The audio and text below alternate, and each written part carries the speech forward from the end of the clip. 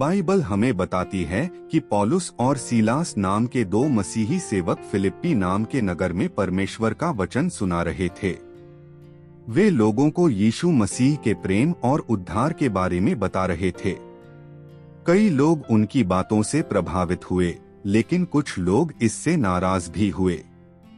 एक दिन जब वे प्रार्थना के लिए जा रहे थे, तो एक दास युवती जो भविष्यवाणी करती थी और अपने मालिकों के लिए बहुत धन कमाती थी, उनके पीछे पीछे चलने लगी।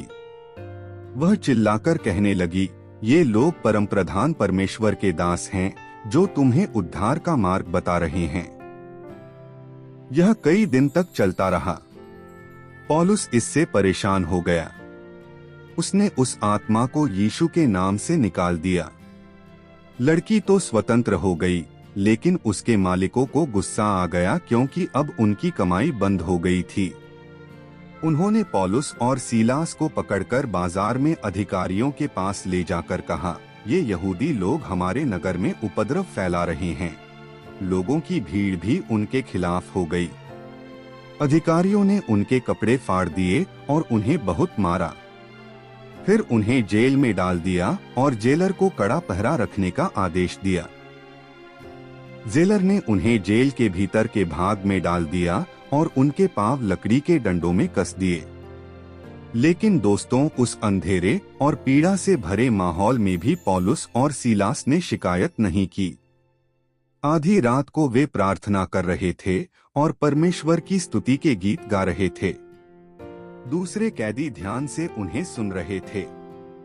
अचानक एक भयानक भूकंप आया। जेल की नींव हिल गई। सभी दरवाजे खुल गए और कैदियों की जंजीरें खुल गईं। जब जेलर जागा और देखा कि दरवाजे खुले हैं, तो उसने सोचा कि सभी कैदी भाग गए हैं। वह डर के मारे आत्महत्या करने ही वाला था कि पौलुस ने जोर से पुकारा, अपने आप को कोई हानि मत पहुंचा, हम सब यहीं हैं। जेलर कांपते हुए अंदर आया और पौलुस और सीलास के आगे गिरकर पूछा, हे स्वामी, उद्धार पाने के लिए मैं क्या करूं? पौलुस ने कहा, प्रभु यीशु पर विश्वास कर, तो तू और तेरा घराना उद्धार पाएगा। उसने उसी घड़ी पौलुस और सीलास को अपने घर ले जाकर उनके घावों को धोया। फिर वह और उसका पूरा परिवार यीशु में विश्वास कर बपतिस्मा लिए। रात के उसी समय घर में खुशी का माहौल था, क्योंकि सबने प्रभु को जान लिया था। अगले दिन अधिकारियों ने उन्हें रिहा कर दिया, लेकिन पौलुस ने कहा कि वे रोमी नागरिक हैं और बिना न्याय के उनके साथ ऐसा बर्ताव गलत था।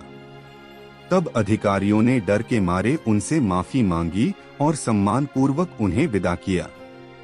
सीख, यह कहानी हमें सिखाती है कि चाहे हम कितनी भी कठिन परिस्थिति में हों, अगर हम परमेश्वर में विश्वास रखें और उसकी स्तुति करते रहें, तो वह चमत्कार कर सकता है। पौलुस और सीलास ने अंधेरे में भी रोशनी फैलाई और एक पूरे परिवार को उद्धार की ओर ले गए।